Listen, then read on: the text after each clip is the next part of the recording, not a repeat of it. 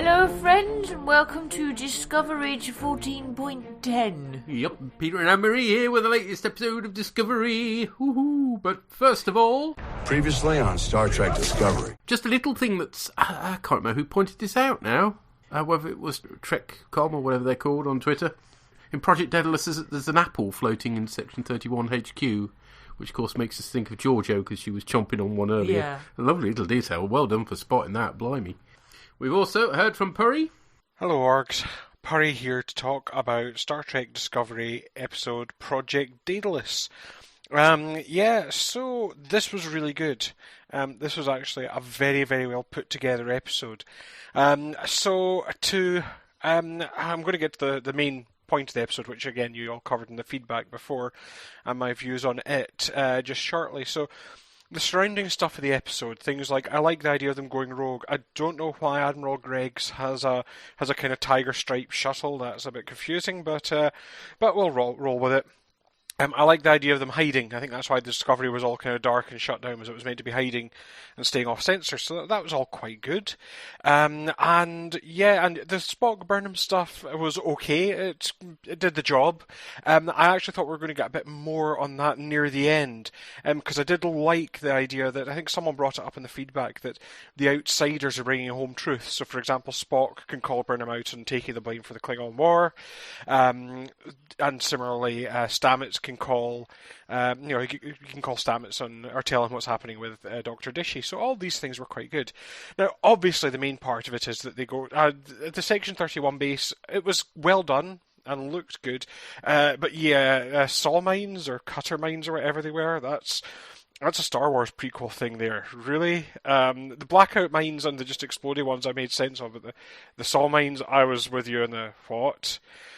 So, obviously, the main bulk of this thing is Arium and her death. Now, I'm fairly cynical. I've watched a lot of telly, so needless to say, when we suddenly start getting a lot of info about a previously, for all that she'd had some things to do, ultimately secondary to background character, you effectively have the Arium death countdown. We start off the episode her going through memories and preserving the nice ones and having to get rid of them, and that does nicely establish the fact that she's got limited storage capacity in her robot head, but it also, you're instantly going, alright, background character, we're suddenly getting a lot of info.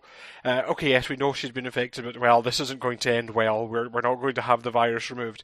If you can imagine, if we'd not seen much of Tilly throughout the whole series, if she'd been in like that first episode and then nowhere, aside from that being a horrible alternate future, what we'd also have is, and then you had her kind of, all of a sudden we've got an episode where we see a lot about her and she gets that little speck on her, you're going, oh, that's going to kill her. Despite that, despite the fact that there were some other things in the sort of run-up scenes, like the Barzan, why is she's wearing her breathing device and it gets torn off, and she doesn't put her suit and helmet up. Presumably that means her suit's filled with oxygen. Why is she carrying a spacesuit with a gas she can't breathe? Now, I'm bringing up all these glitches and points and general things that I'm thinking to tell you this one thing. So, we have a character who I'd have liked to have seen developed, I'd have liked to have got to know more, and I think it would have worked better if this had been expanded, the sort of getting to know Arium had been expanded throughout the whole series. I think it would have meant a lot less of a death countdown. Now, that said, and with my cynicism, with me virtually knowing it's coming, just through the way it's filmed, the actual death of Arium was still absolutely heartbreaking. I was just about in bits with that one. My wife laughs. She says, yes, you don't show excitement in many things, but a robot lady dies on telly and all of a sudden you're reduced to tears. And the reason for that is the acting. The writing as well, but the acting. Everyone in that scene, obviously our main players really sold it, but everyone in that scene sold that, and I think that's why it's big. And I don't think enough can be said about how good the acting was in that scene from everyone. Like, credit to them all. That's my BAFTA scene or whatever. Give one to everyone. BAFTAs for all everyone. You get a BAFTA. You get a BAFTA. So overall, I think I really enjoyed the episode, and it's also the fact that we're still in peril. I mean, they didn't bring up to be continued, but ultimately Burnham's still in a station with a mad computer. They're still sitting in the middle of a minefield with Section 31 coming to get them, but they didn't do this, oh no, here's all the problems, because we were focused on Arium, which I think was right and proper. One thing, why they didn't beam her onto the ship, it was because they were trying to kill her. they wanted her to die, was the long and the short of it. Basically, they couldn't purge that thing from her head, so she had to be killed. But yes, I'd have liked to see them beam her on and trap her. Speculation, yeah, probably. I think with people that the computer in Calypso might well be Arium or part of her. Although that leads me to, if they're in the future with a sentient computer, is the Red Angel everyone? Is the different members of the crew travelling back to different points? That's my now conspiracy theory to be debunked probably next episode, like all my other ones are. So all that remains to say is apologies for going over time, but do keep up with good work. I look forward to the next podcast, and I'll hopefully feedback for that. Until then, bye for now. Goodbye, sir. Bye. I'm the Red Angel, and so's my wife. But yes, that mystery has been solved now. Yeah, sorry. Yes, your theories do tend to get debunked in every next episode. Within seconds of hearing them. Oh. Yeah. Oh, Mrs. Purry, really? You know, well, what could affect you more than the death of a robot woman? Well, beyond, obviously, you know, somebody spinning a load of pies, in which case I would have been in absolute tears. Okay. Good point about why Nan doesn't put a suit helmet on. Yes. Because either that should help her, or what on earth are they doing giving her a suit that only has oxygen in when she can't breathe it? Yeah, he should be providing her with the gases that whatever a breather provides Yeah. with.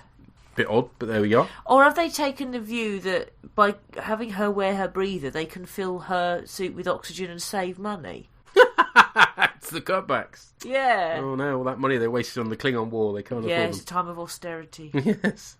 And yes, imagine the outcry if Tilly had been killed rather than Ariam. Yeah. Blimey, the internet would have gone bang, wouldn't it? I think it would have done, yes. Thank you, sir. Thank It was you. good to hear from you. Right, let's move on to the Red Angel then, and it won't take us too long to find out, supposedly, who the Red Angel is. We're saying that Michael, our Michael Burnham, is going to wake up one day, access time travel technology that doesn't exist yet, and take it upon herself to save the galaxy. That supposition fits her emotional profile rather precisely, particularly her drive to take responsibility for situations often beyond her control.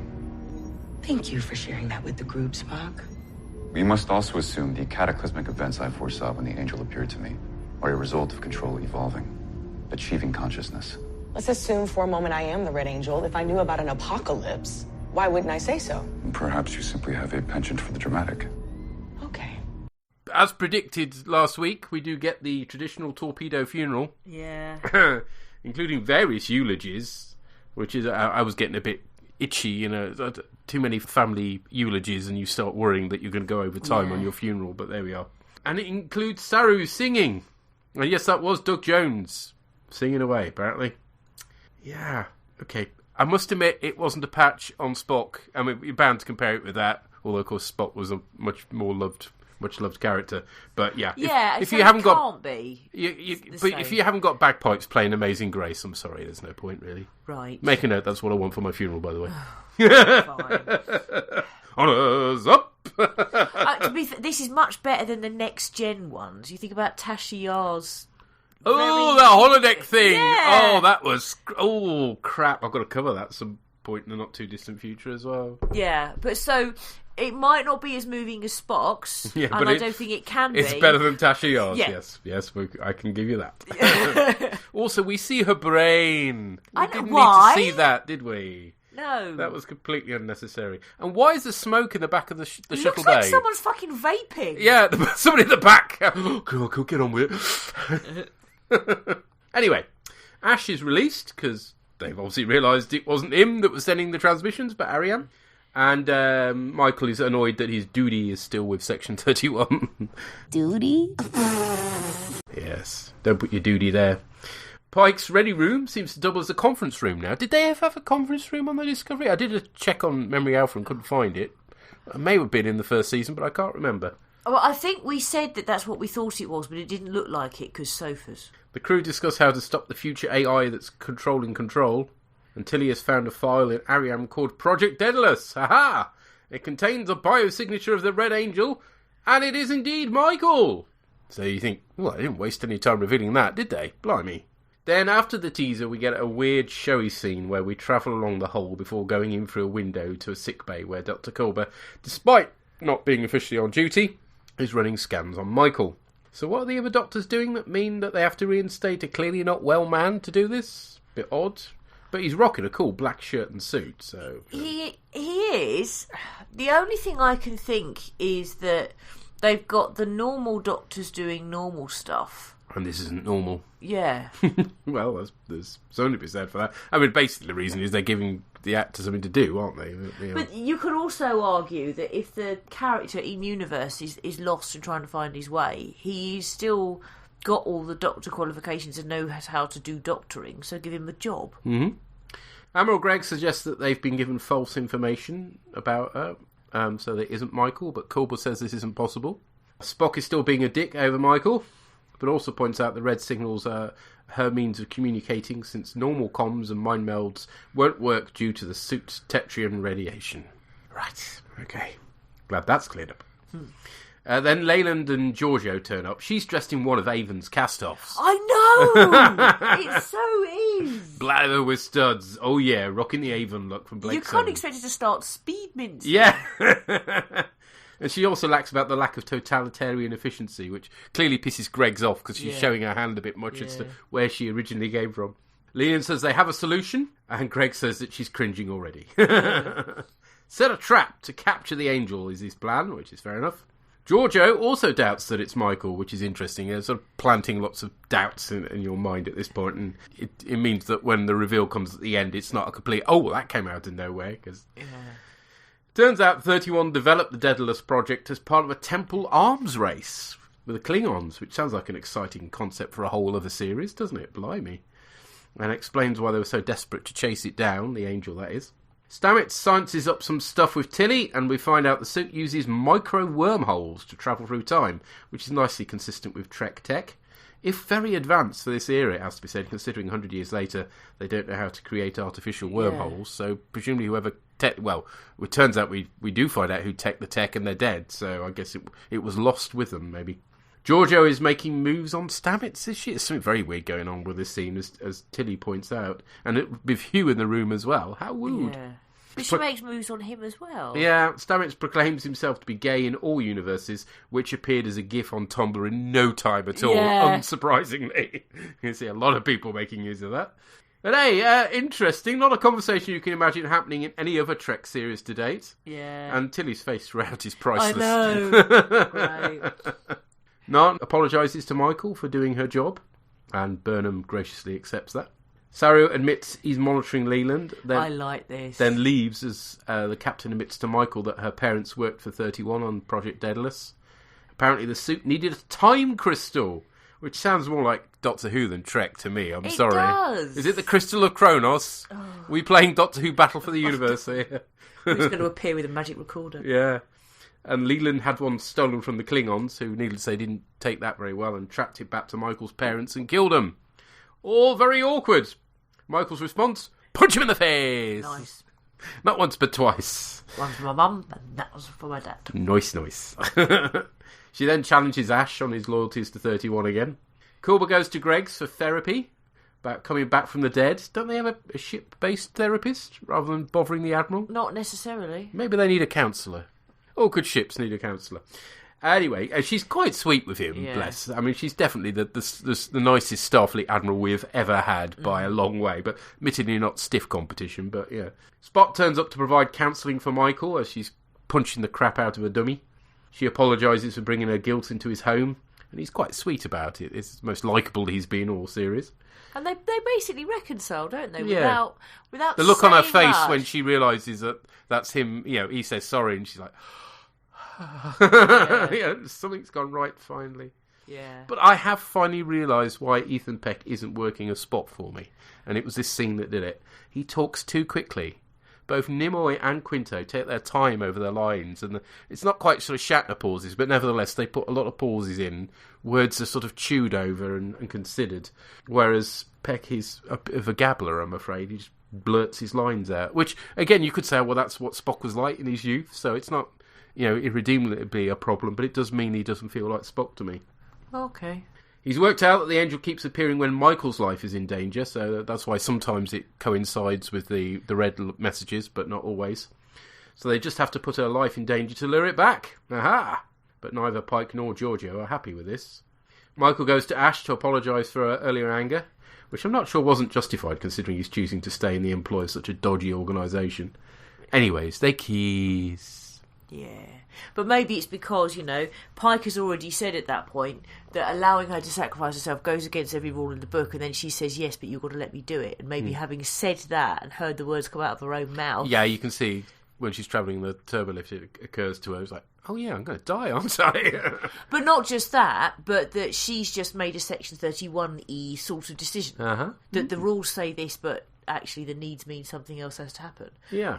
Okay, Lieutenant Nilsson enters the bridge, and everyone does a pause as he's taking Ariam's post. But it kind of feels like it's because she played Ariam in Season 1, so it's like the ghost of Ariam has returned. Everyone on... It's not SO4, is it? I think that's an autocorrect on my notes. Oh, but it is now. It is SO4. It's a garage, basically. They've got some dodgy-looking, flowers out the back for people who've forgotten Mothering Sunday already. And vast amounts of firelighters and charcoal. Yes, in the middle of winter. Yeah. Everyone's wearing except for Michael, who's wearing EVA suits of the same design as before, but they're all black ones.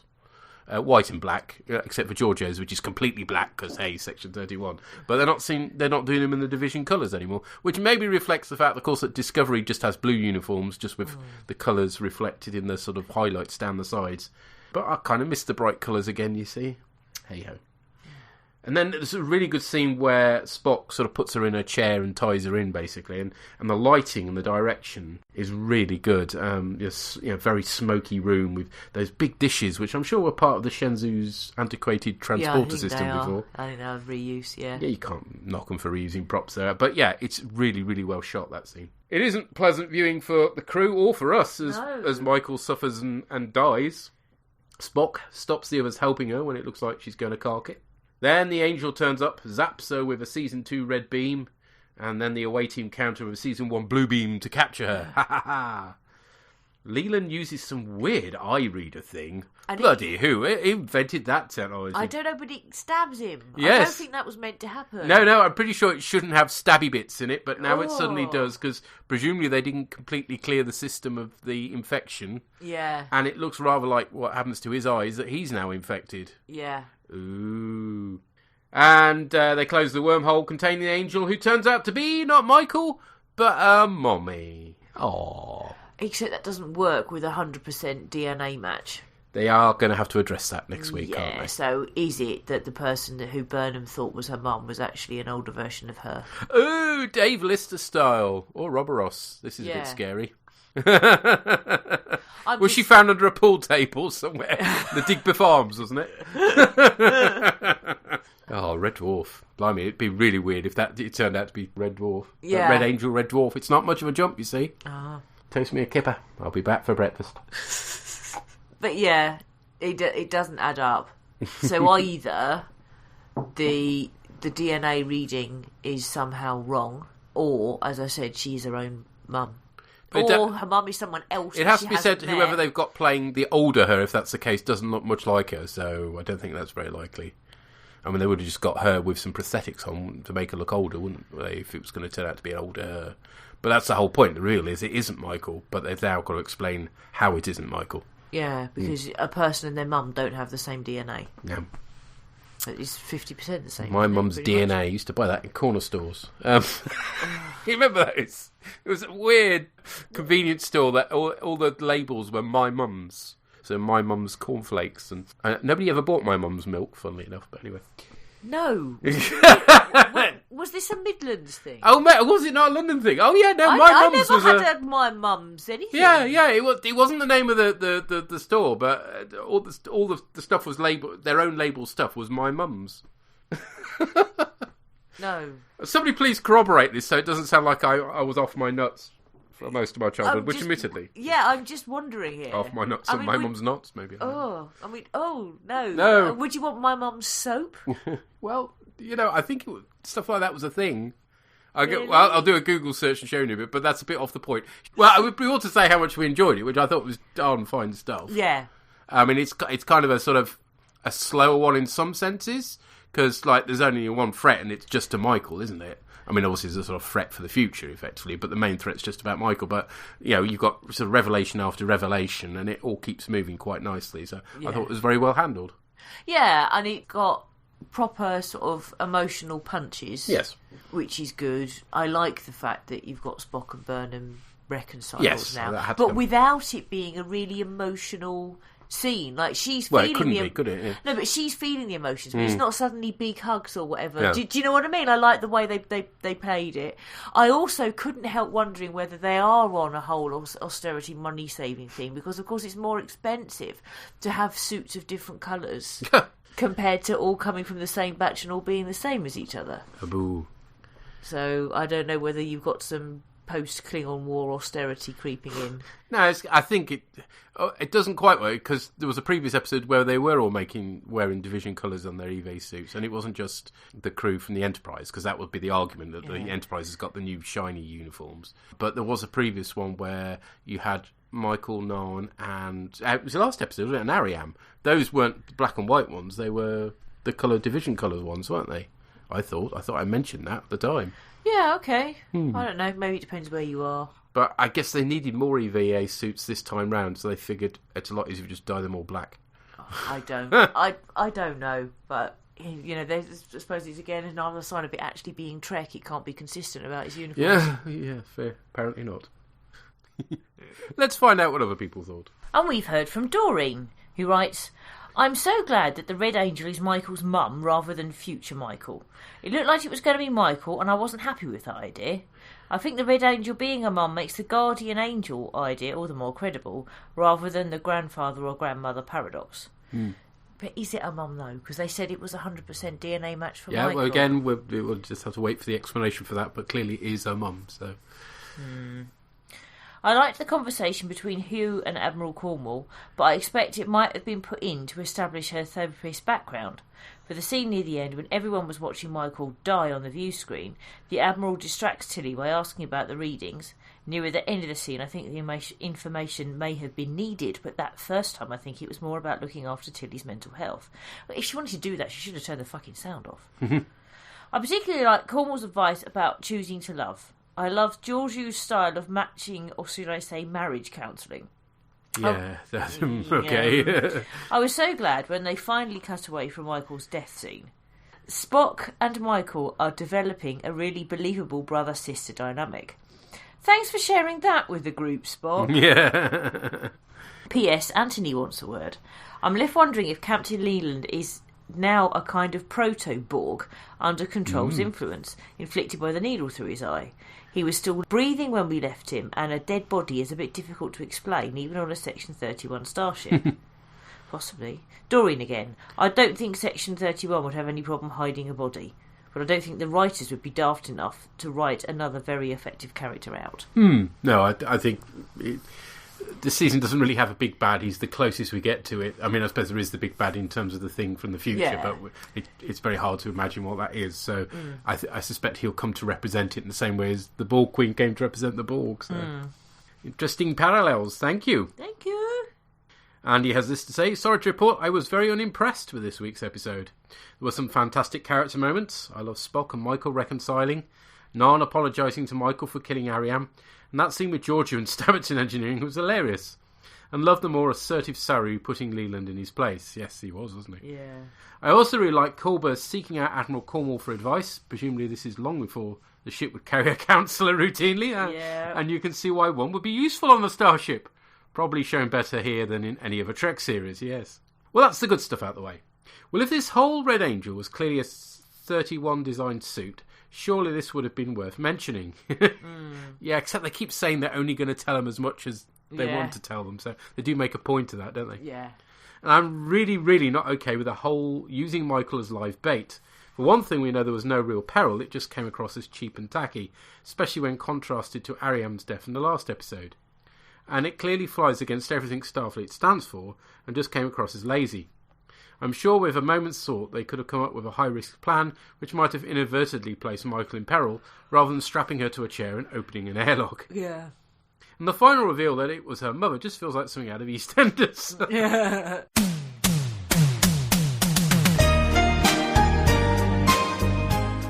I was expecting the drums at the end, they are. Yeah. And can we talk for a moment about the eye thing on Leland's ship? Here we go. Yeah. I did think that was Ow. odd. I mean, using retinal scanners, assuming that's what they are, like that seems stupid and redundant. And why do they have knives built into them? Yes. I can't imagine it's a standard security system. Your password is incorrect. Ah! Yeah. Again, it just seemed cheap and lazy, and would have been far better to hint at something amiss and surprise the audience, rather than showing too much too soon again. All in all, for me, this was the most disappointing episode this season, and fumbled a major plot reveal going in what just feels like a lazy direction. I've come to expect so much more from Discovery and its writers, and this falls far short of where I was expecting it. Ah. The eye thing was icky but kind of fun. I kind of liked it. But I didn't like the horrible scenes watching Michael. It doesn't... I know they argue, don't they, that they want to save the whole of sentient life and all the rest of it, but it still doesn't seem right, if you see what I mean. It doesn't... I don't get the urgency. It was almost as though they had to have some kind of plan within 5 minutes and that was it. Could they not have spent a bit longer coming up with a better plan? Was there a reason for urgency? Because I don't remember there being one. So I think Pike should have said, no, we need to take your idea and do something else with it. Possibly. Because it was horrible. And they made them all witness it. And it was... yeah, I didn't like it. But the whole thing about it being Michael's mum doesn't work for me at all because of what they said. So either it isn't Michael's mum and it is still Michael somehow, or something else, and I don't know what the something else is. We shall see. Thank you, sir. Thank you. We've heard from Martin. Good morning, Orgs. Oh, well, unless you happen to have a portable black hole generator on your back, which always makes hopping between time zones very helpful. Right, so anyway, latest episode of Star Trek Discovery, The Red Angel, and we waste no time in finding out who it is. And as Tilly announces, it's Michael Burnham, as I predicted, of course, earlier in the season. But then it wasn't, because personally I didn't quite believe it until we actually saw who the Red Angel was, because very often these things take a last minute twist. And of course, Michael Burnham's mother. So I expect we'll find out more about that next week, and looking forward to seeing how this all unfolds. Although I don't see exactly how they were able to get Michael's exact neurological profile and say, oh, it's definitely Michael. We know this for certain. They can't possibly fake it. But surely, if it's her mother, that you would have familiar DNA in there. You couldn't prove it was an exact 100% match, could you? Well, the rest of the episode, again, it seems to follow a bit of a pattern. Certainly did last week, in which you had sort of quite a lot of chat about the various other plot lines. You had Stamets and Dr. Hugh as well, who does seem to be a bit better now, but he's still kind of getting back to his old self. And obviously you had Ash as well, and Philippa Georgiou came on board, and I still don't see why Michael trusts her, and she seems to have softened a little bit. I don't know whether that's just ongoing character development or whether she's just because she's a space Nazi really. But then again, Lorca kind of grew a bit, didn't he? As in his time. And I think she was wearing something. It's this odd leather sort of rough thing. It just reminded me of one of those dinosaurs that has the kind of the frill neck, a dinosaur or a dragon or something that has the frill neck. Georgia, and she seemed to delight in torturing poor old Stamets and Culper about that. Although I did wonder, Stamets saying, "Oh, he's possibly gay in every single universe." Surely would that be correct? I mean, could you surely in some parallel universes you'd be different sexualities, because it's a multi-universe. Every eventuality is surely counted for. Even in some universes, when you're gender flipped, I guess. But I suppose that's a better debate for another day. And seeing Ash again makes me think of something I was going to say last week. Well, couldn't they have brought him up from the brig last week? I think he would have been quite a help in navigating towards Section 31's headquarters. But no, we decided to leave him in the brig. His usefulness was at a close. Right. All credit as well to Sonequa Martin Green. I thought she put in a brilliant performance in this episode, especially in the scenes where she's exposed to the atmosphere on the planet. She really looks like she's being put through the ringer there, and it's a marvelous performance. Netflix didn't exactly spoil this one, although we did see a picture of Michael in the chair, and we did see Spock in the spacesuit. And I did wonder whether, is that the reveal? Is Spock going to be the Red Angel? Is a time crystal a thing as well? Time crystal's a thing in Star Trek. I've not heard of that before. I don't know whether that's cropped up before. Oh, and Cybok Watch. No hint of Cybok as yet, and Cybok was not the Red Angel, unless there's a second Red Angel or there's some twist, but probably not Cybok at this stage. Right, I think that's everything I wanted to mention. I didn't realise until you said it the other week. It was Melissa George in the role of Vina. I immediately thought, Angel from Home and Away, because my mother is a big fan of Home and Away. So obviously I remember her from many years ago. Right, I think that's everything I want to say.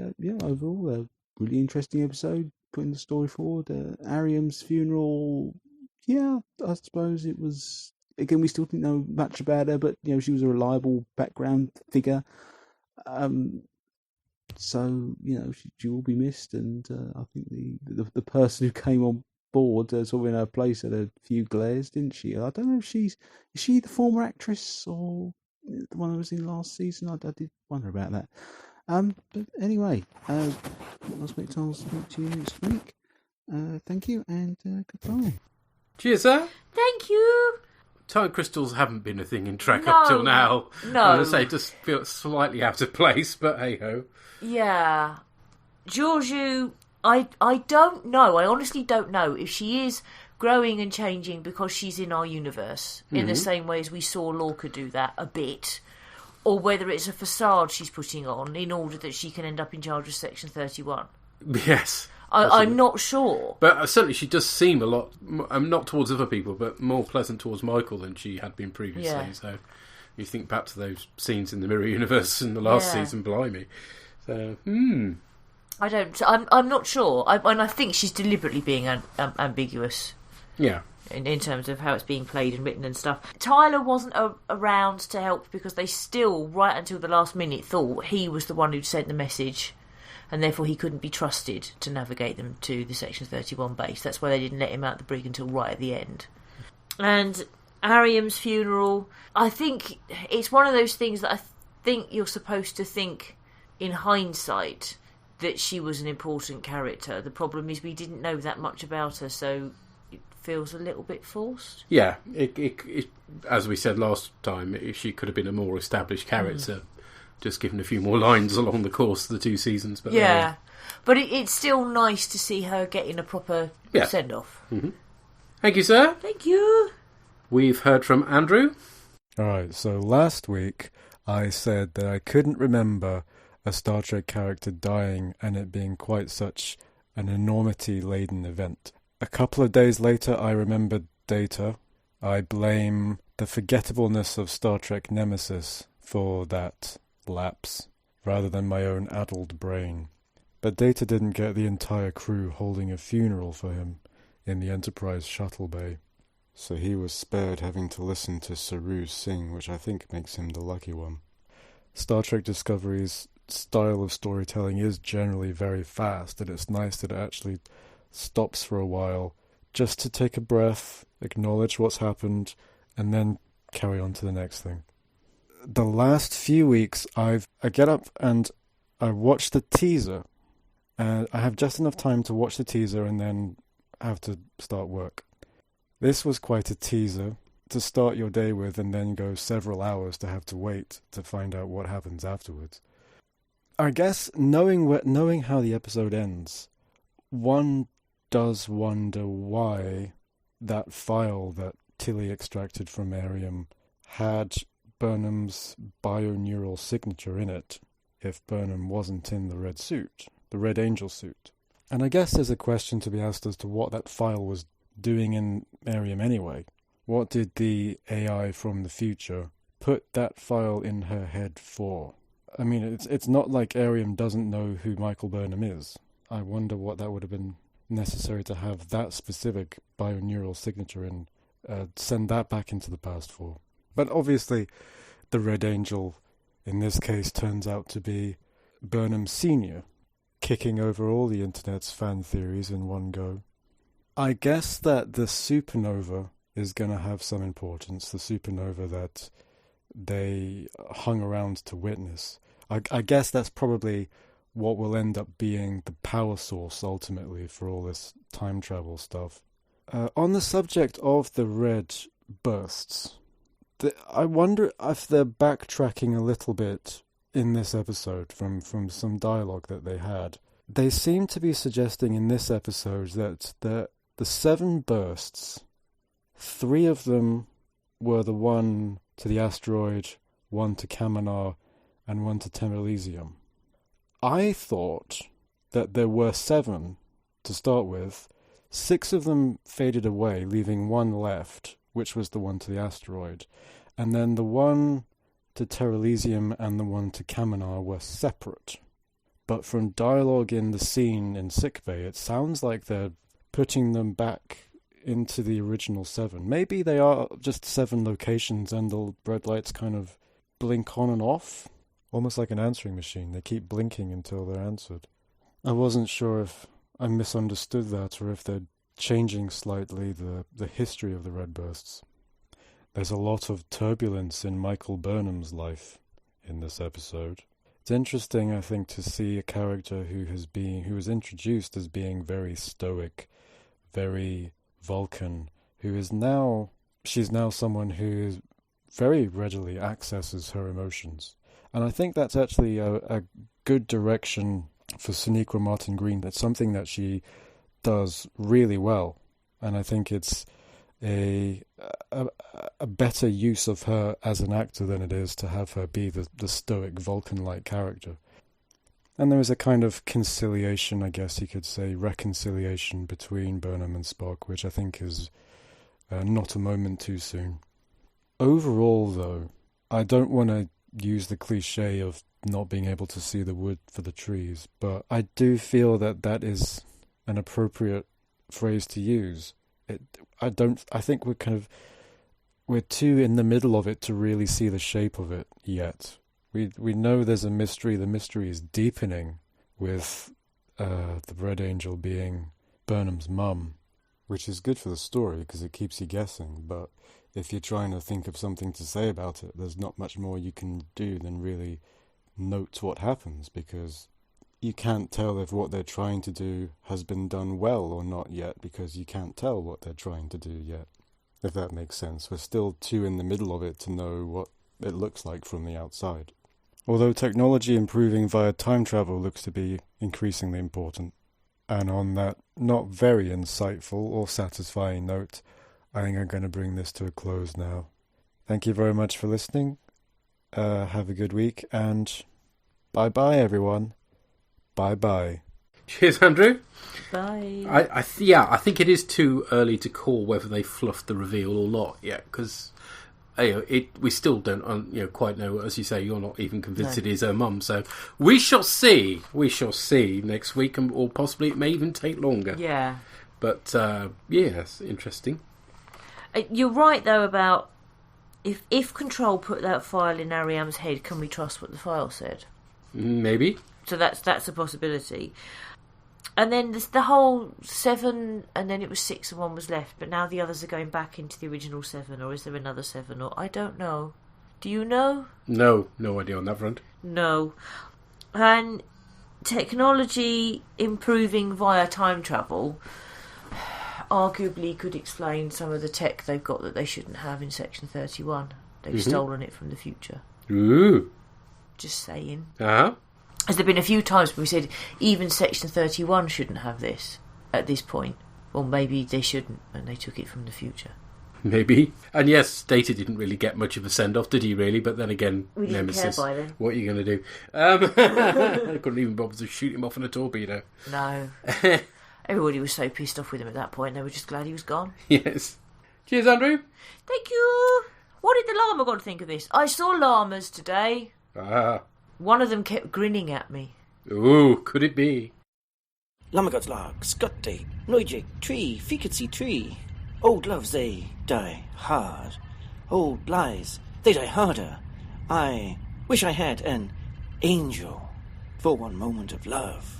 Right then, it's time to set an angel trap tonight. And right, yeah, everyone who called it, you were right, except you weren't. Once again, yeah, Discovery comes and doesn't leave things hanging for too long, and we actually get to find out who the angel is tonight. Having discovered that it is a human in a suit, we get the resolution. And the resolution is predictably that it's Michael. But Discovery does a successful bait and switch in the mousetrap and shows us that it's Michael's mother instead. So that was interesting. What I like about that is that for most of the episode, I was pretty much, yeah, it's going to be Michael, of course it is, because it's obvious, because of course it's going to be about her. But no, it actually turns out to be her mother. That's a confusing one, that, because Dr. Colby runs all the scans and discovers that without a shadow of a doubt it's Michael. All the patterns are the same, except it shouldn't be the same because it's her mother, unless she is her mother. Are we going to find out that Michael was actually found in a box with R. Rob or Ross written on the box? I don't know. As Spock says to himself in Star Trek 2009, I am not our father, and Michael is not her mother, so quite how the scans were showing up that she was her mother is really questionable and odd. And it's also interesting and very handy to discover that they weren't killed just by Klingons as a random attack. It's because they were actually time scientists fighting a time war with the time Klingons.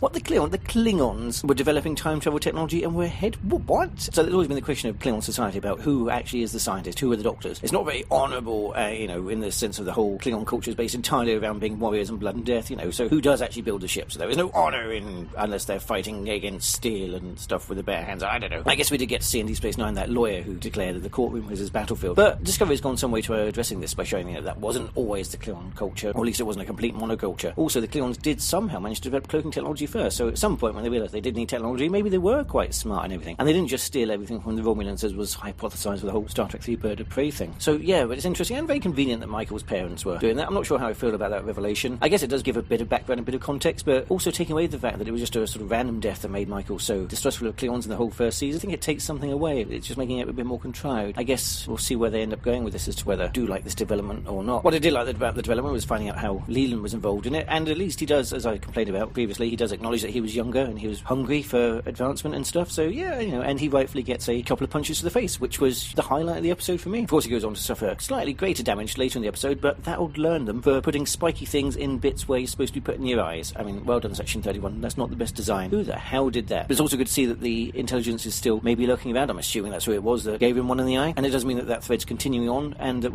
it wasn't all solved last week. The actual opening of the episode was also nice. We get to see that Arian is actually dead, because we see them going into her brain. She's obviously been fitted with the zip-top twist lock technique for getting into her brain, so that was a bit gross. And also it was nice if they did kind of highlight that she was properly dead by giving her a proper funeral. It did feel a bit cheap and manipulative, given that we hadn't really gotten to know her that well until the previous episode in which they actually killed her off. So that did feel a bit cheap to me, but okay, at least we're acknowledging that a Starfleet officer has died, so that's good. Spock was also getting better in this episode. He's actually becoming a bit more of his old self. Not an NYS Spock, but he's becoming his own version of Spock, and I think that's something that's good. A better way to play him than, as I said last time, trying to be a pastiche. And I did like his droll acceptance of course, everything I mean about Michael. And also the chat that he has with Burnham in the gym. It's nice that they get some sort of sense of resolution towards their relationship at that point. Hopefully, this being Discovery, it won't be quite that clean as we've seen with other things going on. But at least, they've acknowledged it, and it's not going to be hanging over them awkwardly for the rest of the season with everyone wondering whether or not they're going to talk. So that was good. What didn't seem quite so successful for me was Dr. Culber's little therapy session with Admiral Greggs. I mean, yes, it was good that he went to see her. It was good that they did that, and I like that he tried to address that. The fact that it was such a very brief conversation and it seemed to have actually worked and done something, that just didn't seem convincing. It's very Hollywood therapy, where, someone can just say the right couple of words and therapy's over and the person's fixed just like that. It's it doesn't really work like that in real life, but yeah, I guess that's just a trope. And speaking of Colbert, that sort of segues nicely into Giorgio. That whole scene with Giorgio trying to get Stamets working and then flirting with him in engineering, as I think the best thing about that scene was Tilly going, what the hell was that about? I mean, it was good to see that. It was a great little set of character moments and just some really nice little interactions. Although I do have to ask, what the hell is she wearing? It's like she's sort of starting to segue into Klingon territory. No wonder she wants to work for Section 31. No wonder everyone wants to work for Section 31. They've got their own really lax dress dress code where everyone can dress wear what they like. So of course it's going to be an attractive opportunity to work over there, which kind of explains maybe why Ash is there. Although it was nice to see that Huey and Michael also kind of maybe made up a bit. Her actually going to him, them kissing finally, a bit of tension out of the way. Good. I've just rambled a lot about various random things here, but it was a good episode. It did move things along. Yes, some of the things were maybe a little bit cheap, a little too easily handled, and the final resolution that, yeah, it was an interesting rug pull, but is it a rug pull that's going to work? I guess we'll find out in future episodes, depending on where the story goes with this. But the preceding scene where Michael is being tortured to try and get the angel to turn up, yeah, that was definitely very tense, and that worked for me. So, yeah, I enjoyed this very much. So I'll be interested to see what everyone else thinks about this one, and until next time,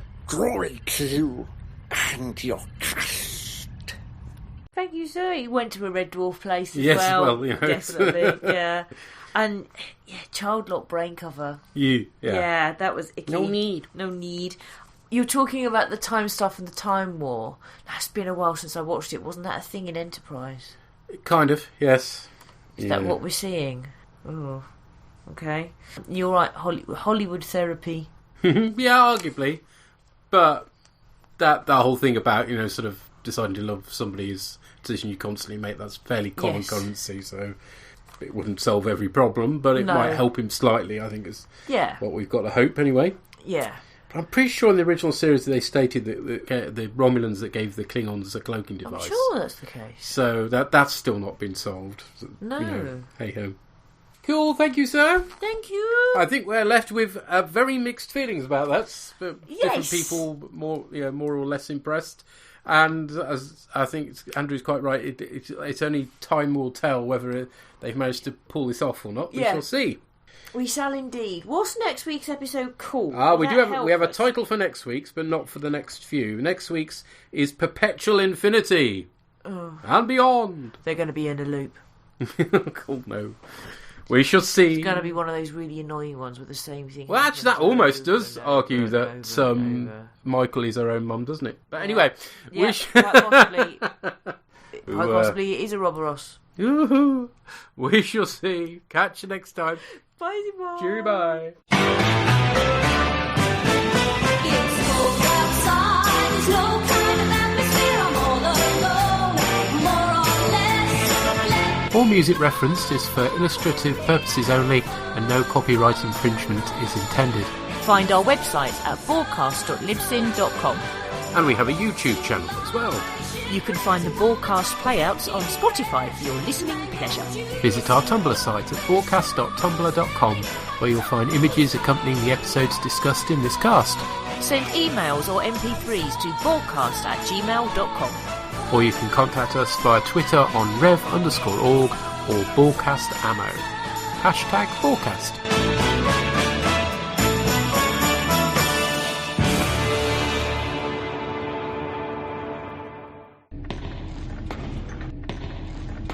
Shut it down! Off, you bugger. Off.